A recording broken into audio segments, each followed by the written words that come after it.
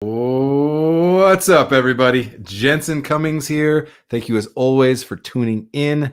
Today is Best Served Podcast 186. We're talking solving food insecurity with Amanda McQuade of Colorado State University. Amanda, thank you for being on the show. Absolutely. Thanks for the invitation. Yes. All right. We're talking Best Served Young, a channel that you've seen for us regularly now. We've dedicated Mondays through the summer into the school year of 2020 to this channel. We're focused on youth education, school gardens, lunch programs. And this is going to be a great conversation because we're going to level up the size and scope of this a little bit as we've been talking kind of these smaller scale projects. Now, Amanda works in much bigger, thinking about the food system and agriculture at a slightly larger scale than what we talked about. So I'm fascinated in that. So Amanda, you're the program coordinator at Colorado State University. You're based out in Grand Junction, Colorado.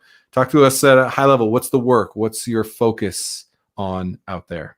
Right. So I work at an agriculture experiment station, which is basically like an outdoor laboratory for the College of Agriculture. It's a historic institution with all land grant colleges, and their focus really is public education through research and extension, supporting our local producers in what we grow. So out here in Western Colorado, we grow a lot of peaches and a lot of apples. We also have a very large wine industry. So we have a lot of vineyards. So our researchers look at how to grow these crops more efficiently and, fewer resources, especially in Western Colorado, where we experience droughts and can have poor soil quality.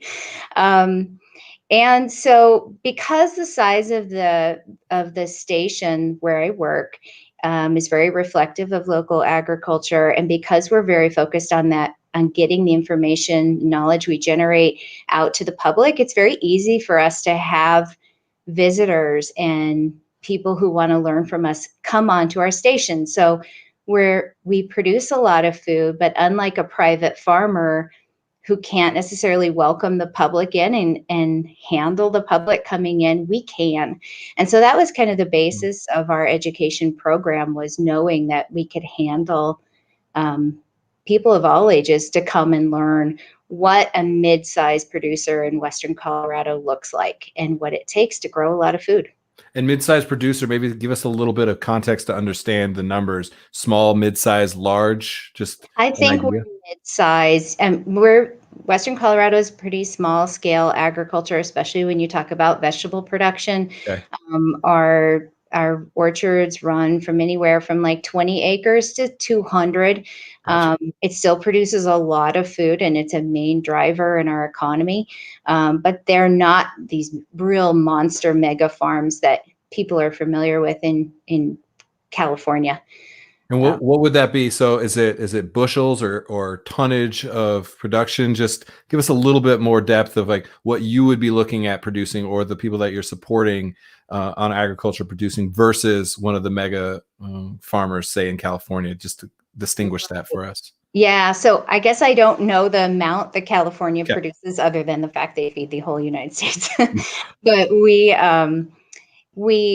so for our farm, we have about 16 acres of fruit that we grow for the purpose of research. And our researchers take the data, and it's very non-destructive. They're just sampling, and then our volunteers come and our students come in and harvest the rest. And so on a year where we aren't hit by drought or not drought, freeze, we get about 20,000 pounds of peaches, and we're getting about 50,000 pounds of apples. And so we're probably a smaller producer in the area compared to our neighbors. Yeah, I think it's important. We just don't understand. Like when we think of local, when we think of small producer, small farm, family owned, mid-size, mass conglomerates of farmers, we just don't understand the numbers. So I think it's interesting because that's literally your work day in and day out. So there's kind of three interactions, maybe make sure that I'm understanding. You're doing the research. So you and your fellow researchers are aggregating information and data to then be able to deploy that in a multitude of ways. You're also then serving the small and medium size agricultural base of producers on the western slope of Colorado and then finally educating and interacting with the public. So you have like a multitude of ways that you're kind of starting from the research and trying to extend that learning all the way across to the end consumer of who's going to eat that apple. Am I following that correctly? Yeah, pretty perfect. All right, cool. So when I Yeah. like lay that out there, because sometimes, you know, you and I have talked before, and when you're in the work, all that makes sense. That people don't always understand that. So I want to make sure. So I really like that because you're connecting all the dots. Sometimes we get very siloed in all things that we do, and we've talked about a lot on this show where we translate for people that think they're speaking the same language, and so farmers don't necessarily speak restaurant or don't necessarily speak end consumer. Sometimes researchers don't speak the same language as the communities that they serve. So the fact that you are putting yourself in a position to do that day in and day out feels like it allows you the opportunity to have that data actually land on the people that it's going to impact. Am I following? Yeah, our researchers have really good relationships with local producers to the Good. point of, finding out what they're seeing in the fields and what is concerning to them, but also partnering with them and doing the experiments and, to get a diversity and accurate information and data. So they have really great relationships. My side is the non-research side of the station. And so I'm Right. more of that user end of getting people who don't necessarily know what a research station is, maybe a little bit afraid about the words research station, on and getting to experience that same level of learning. We have a teaching kitchen here, and so we get to bring that food in from the fields and have kids taste it and have adults taste it and do some light preparation. So yeah, I'm sort of on that food to consumer side of the equation. I like it. I think again, connecting the dots is very important. Why? Why is this work important to you? I think, well, first of all, there's a couple of perspectives. One is I have a background as a scientist, and I want people to understand that there's science involved in so many aspects of our life that we maybe don't appreciate, including agriculture. There's reasons why farmers do what they do, and so that from my science background, I want all ages to learn about that. From a public perspective, I would like to take the the good work that we're doing and the food that we're growing and have the community actually benefit from it and consume it. And then it's just a really great platform for teaching kids. They don't just get to have a cherry tomato, they get to have lots of cherry tomatoes, and they get to plant lots of plants, and they get to understand that the food that they're harvesting, it has to be forklifted out of the field, and they get to understand the scale that it takes to feed a lot of people.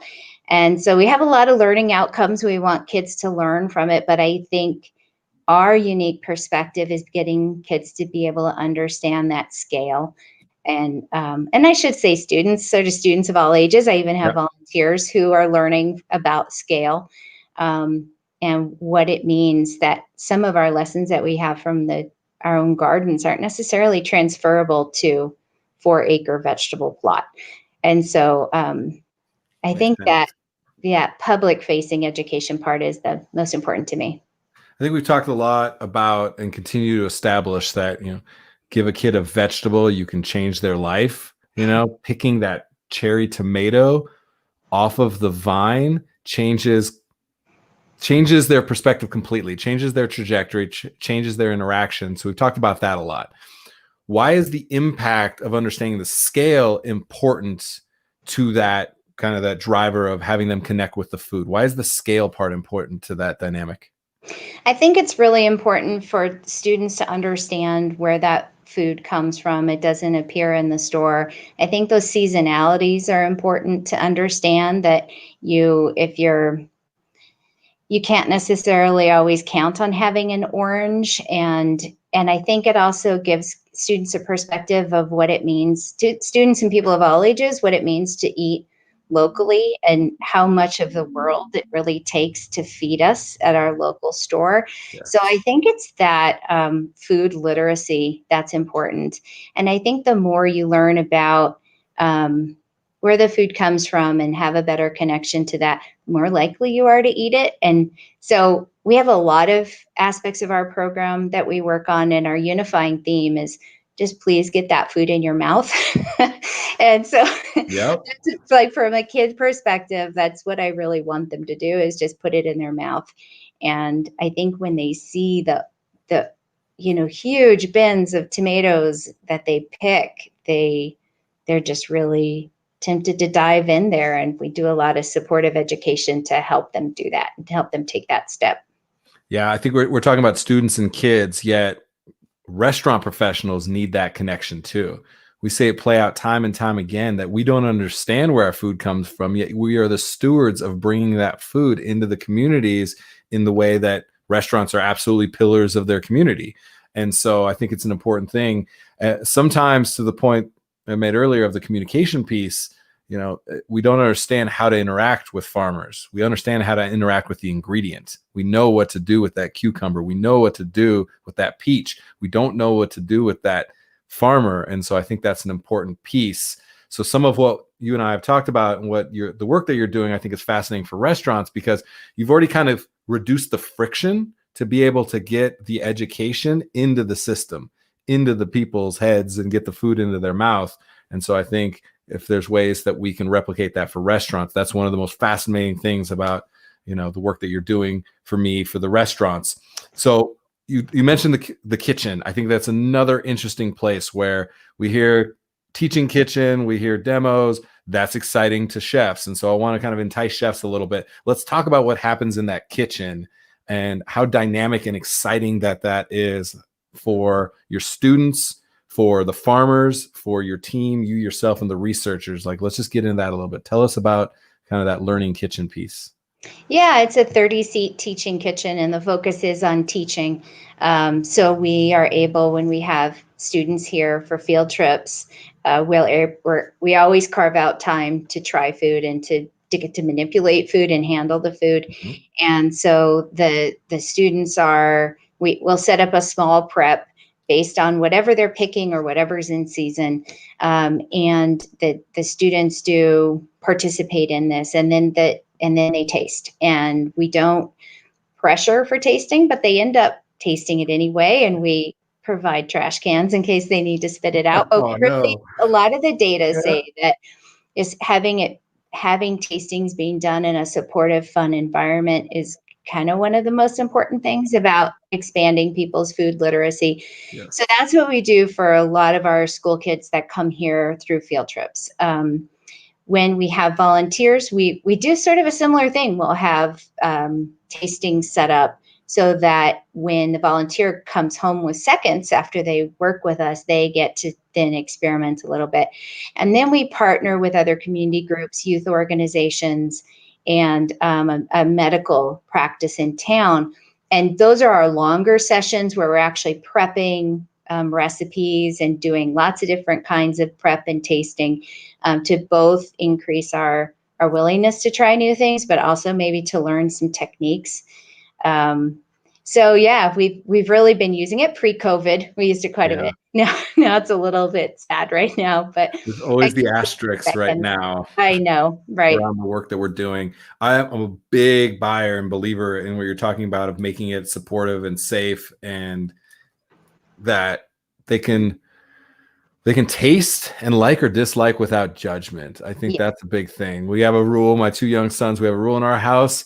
We try everything. We don't have to like everything. So they taste everything, and you never know. I mean, I joke about it. My boys love shucking and slurping raw oysters. Ooh. Yet sometimes they'll have, a plum and be like, nah, I'm not really that into it. I'm like, what? How can you not like a plum when you like raw oysters? Yet you don't know. And so for them to be able to continue to explore those things, yet so often, if they have an inkling that they might not like it, and this is for everybody, they might not like it, they're not willing to try it because the judgment on the other side of trying it. So it's easier to deflect and not have to try it than it is to try it and not like it, because that judgment feels scarier or harsher. So that, very, very important. It seems like a little thing. I think it might be the biggest thing. Yeah. And we have a couple of ground rules that you can spit it out, but you can't be dramatic about it. And you can just opt out but you can't like actively try to convince your classmates that it's gross. And then actually a lot of what we have to do is we have to do this with adults, either the volunteers or the teachers who are saying like, oh, they're never going to eat that. And I have to just say like, let's give it a chance. Yeah. And one of the fun things that we do is we roast butternut squash cubes, really high heat, so it gets a little bit of texture on it. And then, especially when we have really fast moving groups that will come through, each table will get to add a seasoning. Everybody has to agree on the seasoning when it's like a perfect level. And I don't really even care what that level is, as long as they all have to keep tasting it to decide.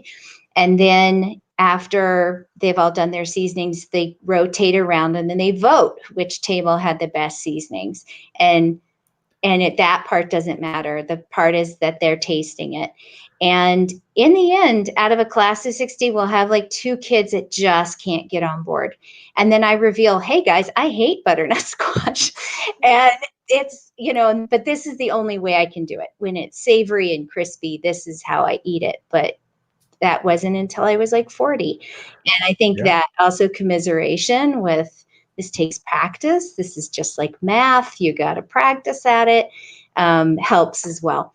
But a lot of that pre-learning has to be done with teachers to please not put that prejudgment in their heads. Yeah, and parents do that too. Like, no, they don't like that. I was like, maybe 6 months ago they didn't like that, but look, they're also a foot taller than they were 6 months. Stuff changes very quickly when kids are kids, especially our tastes. And so I think continuously trying it. There's lots of things that I don't prefer, yet some things that I eat now I didn't before. And I was like, I found a taste for them. So I'm with that. There's a little bit of competition that you're kind of brewing there, which I really like. That's another smart play where now they're competitive. Now I'm seasoning not just for what I want for the taste, but I really want to beat that table of students over there. So I think that's another kind of smart play for you. So the scale at which you're talking about, I'm interested in this as well, because you're also exposing the students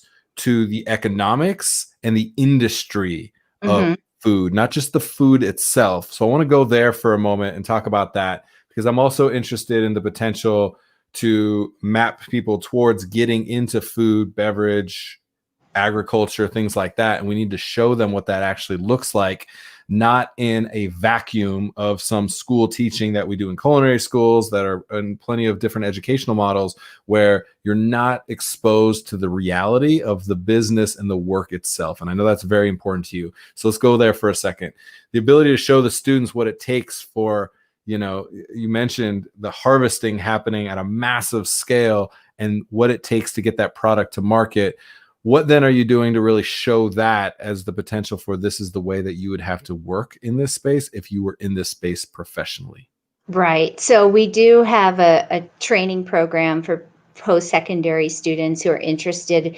They focus on the small scale vegetable production, because we do grow 4 acres of vegetables that go to food banks, but they also are there as a platform for learning for our farm to school program. So we have a vocational training program, either with our community college students who are in the area, but when those students aren't necessarily interested in that field, then we'll look outside our valley for those students.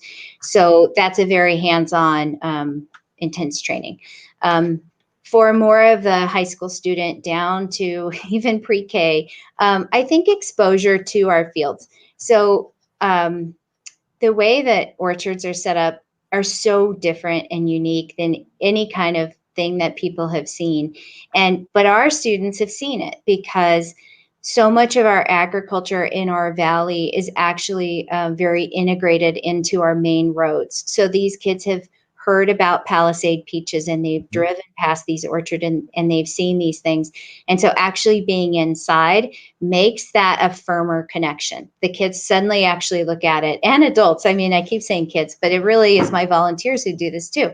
Why does this tree look like this? Why do you have to water this way? And then I think one of my just favorite moments is when we do things like pick cherries, and it's an arduous process. You have to Really is. put the stem on, and there's like rot on the inside, and if the cluster is you can have some rot.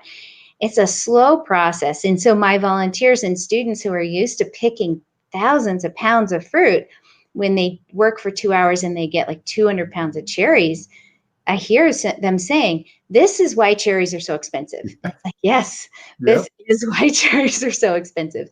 And that same kind of learning happens in the vegetable fields, where you'll see just normal everyday damage of vegetables from the bugs, or that the tomato gets trapped in the vine, or the cucumber gets bitten. And we don't pick that because it doesn't have a good shelf life for at the food bank. So we'll divert it into meal programs, but we don't give it to food banks. And it breaks people's heart. But it's really important learning process, because this is how we keep our food supply safe and how we extend its shelf life. And so for a lot of people, that's why they understand what they can put into context the reality of that whole ugly fruit movement, of Yeah. why you might see some of this like crop that falls on the ground, or you might hear about it. You can kind of put a context to that. But then on the flip side, I think it does make people very much value the food when they're picking it, and they see that nick or that moth bite. They're like, oh, I don't want to give Right it away. there. Okay, well then take it home and make some applesauce. So I think being immersed in it, you just don't get it if you're seeing it from the road. And so that's why we're in such a unique position, because a private farmer just can't be expected to do something like that. It just is very impactful. This is why cherries are so expensive, is such an unlocked statement that I Yeah. think is very fascinating, and I would Hmm. absolutely build around that. We joke about this, that people in our society should have compulsory service in restaurants, because you learn everything about what it means to interact with business, with humans, the good and the bad and the Yeah. ugly, all of it. I very much think that we also need to all have been put in a position to pick something out of the ground or off of a tree, because it changes our value perception of that product and that person that's looking to do that. I think that's I really like that a lot, Amanda. Yeah. Yeah. It also like makes you value the people who are growing this. Yes. It's so fun. Our kids are out there for like an hour and a half, 2 hours max, but there's a ton of like washing hands and walking out there and getting diverted to look at the sunflowers. And, so in terms of like the actual time they're participating, it's more like about an hour and 15 minutes. And it's impactful during that time, and then we go have snack, but then we break up and do some STEM lessons afterwards. But what I hear, especially from the older students, is how do people do this all day? Yeah. And so Yeah. that social equity piece of understanding what people are doing for us in our food system is really important to me too. And we build STEM units on that for older kids to really understand who our workers are and how our food gets picked. And that everybody is a part of your community, whether you know them or not. And I Yeah. think that's an important distinction for students, for all of us to learn and acknowledge and recognize that is immensely important.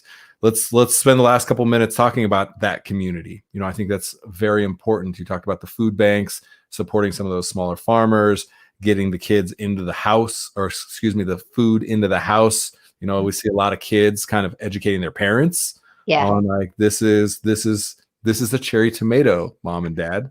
This is a cherry that I picked off of the branch, and it really matters. So when you think about that community, who is it that you're trying to serve? Let's talk about them for a moment.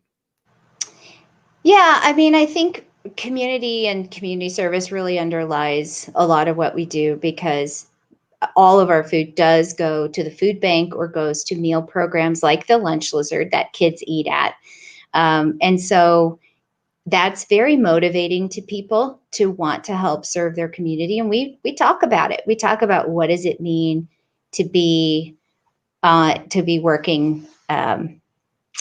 You have frozen. I don't know if you can hear me, but I'm just going to keep. There we go. um, so we really do focus on where this food is going, why it's needed in food banks, that people get to have fresh food in food banks as well. So we focus on that. And then our students always bring food back to their own cafeteria. It's put on salad bars. Our cafeteria workers celebrate that this was picked by these, fourth graders, and they get to be proud about their product. And so we really want to make sure that they understand who is eating it. And then, like you said, the more we can kind of reinforce that sharing message, we can also help them take that message home and say, like, hey, I do like butternut squash now. Let's try it. And parents, I get it. Our family's on a budget. I don't want to buy something that I don't think my kids are going to eat. Yeah, the risk of that potentially food waste, I think, is immensely important to not undervalue, like the tension around that purchasing decision. You mentioned Lunch Lizard, Dan Sharp. We have to give a big shout out to Dan Sharp. Amazing what they're doing there with the food truck model of that. What I like about it, and what I like about some of what you're saying, and the things that I think work really well, is making it cool, like making it something that they go, I really want this, because there's still stigma around somebody who is food insecure and what that means. Yet if we just make it the best butternut squash, and that the cherries matter, and that the peaches matter, and that cherry tomato matters, then anybody at any socioeconomical level can engage with that in a meaningful way and have that not create a disparity, even by our giving access to one person because we have distinguished that they have a need and somebody else does not. And so I really, really like that about it. So let's just spend a minute there with the food insecurity piece and being able to bring food into the community at that level. What is your hope that we have kind of coming out of the work that you're doing for us to be able to normalize just our relationship with food? I think from a food insecurity perspective, it is increasing that awareness that for many people, this isn't a calorie issue. This is a quality issue. And that even, people are kind of in and out of the food insecurity system. This is not a static thing for a lot of people.